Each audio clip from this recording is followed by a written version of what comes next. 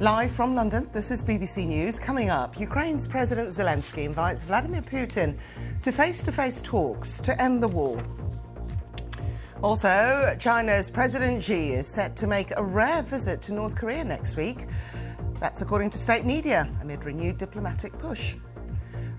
AI giant Anthropic warns the technology is moving so fast we're failing to consider the impact on the economy and wider society. And find out what legendary director Steven Spielberg says about life beyond Earth and whether he would welcome aliens.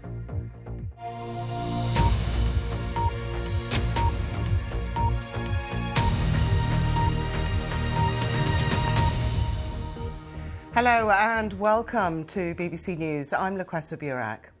We begin the programme in Ukraine, where President Zelensky has written a letter to Vladimir Putin inviting him to a face-to-face meeting with the aim of ending the war. In the letter, which is more than 1,800 words long, Mr. Zelensky says it would be wrong to simply wait until the war in Europe becomes the focus of the US's attention once more, adding that Russians have become tired of Ukrainian drone and missile attacks, petrol shortages and rising prices, as well as war, and says Ukraine is proposing to end the conflict through direct engagement. Well, the letter was published on the Ukrainian president's website on the eve of Vladimir Putin's keynote address to the St. Petersburg International Economic Forum, seen as the Kremlin's answer to Davos. Well, the leader said that Russia would defeat Ukraine on the battlefield if necessary, but remained willing to end the conflict through diplomacy. Putin also referred to unspecified compromises that he said had been agreed with President Trump during a meeting in Alaska last year. We are absolutely ready and willing to reach an agreement with Ukraine through peaceful means, and on the basis we discussed at our meeting with President Trump in Anchorage.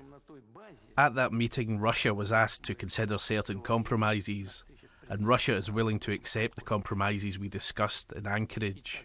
But the Ukrainian side must also agree to these compromises, and then the conflict will quickly come to its natural conclusion. OK, let's speak to Michael Bosque, who is founder of the World Briefing Report on Substack and also a senior fellow at the Atlantic Council Eurasia Centre. Michael, lovely to have you with us on the programme. What did you make of this? How are you reading it? I mean, it's not serious, is it? Talk about bold and talk about mocking Mr. Putin. Mr. Zelensky really stuck his head out, and actually it ends a kind of sort of quiet truce where Mr. Zelensky, up until now, really hasn't tried to provoke the Russian bear to this point, but he really took aim, even mocking Mr. Putin about his age.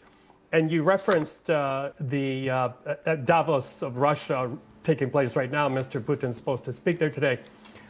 Talk about a bad couple of days at the office, not only for Mr. Putin and those Ukrainian strikes on St. Petersburg, but also for Mr. Trump, with Republicans parting ways with him on foreign policy, not only on Iran and on Ukraine, trying to push through a bill to help Ukraine. So all of these things at once, I think, are combining to really push Mr. Putin into a corner. However, I do fear that when you do push a rat or someone like Putin into a corner, they strike back, and often very dangerously and very irrationally. Yeah, I think a lot of people will be saying you don't mock Putin, particularly when it comes to his age, in such a manner. But for Zelensky, I suppose it's kind of harping back to his former life as a comedian. When you say strike back, what can we expect, Michael? Well, of course, the worst case scenario would be, and of course, members of Ukrainian diaspora here bring it up to me all the time, is that Mr. Putin may reach for the worst case scenario, which would be tactical nuclear weapons on Ukrainian troops. I do have a feeling, though, that China is holding him back on that. But, you know, what kind of could bolster Mr. Zelensky here is Mr. Putin has a very full in tray at the moment, not only those domestic problems, especially with energy, but also elections in Armenia this weekend, this Sunday, a former Soviet state where the pro-Russian candidate probably will be defeated. But the Kremlin has put a lot of resources into there, as they did into Moldova, as they did into Hungary, but it hasn't been turning out very well for them. I wonder if you could just give us a quick assessment as to how the two sides are squaring up at the moment in this war. Well, briefly, one of the things here is that, let's say it's a boxing match and we look at the advantages of the two sides. The one thing Mr. Putin does have over Mr. Zelensky, he seems to know how to play him. I go back to 2019, shortly after Mr. Zelensky was inaugurated, and Mr. Putin played him. He got a person of interest that was a suspect in the MH17 downing by Russia to be exchanged, and something that really upset the Dutch. So that was early on. Perhaps Mr. Zelensky has got wiser, but I think the one thing that Mr. Putin can still do, because there is a lack of Patriot missiles, is really pound Ukrainian cities hard with those not only drones, but also ballistic and hypersonic missiles. And that's something that can happen very quickly while the U.S. still tries to sort out more funding and more weapons for Ukraine. Michael Bossack, always a pleasure to speak to you. Thank you. Thank you.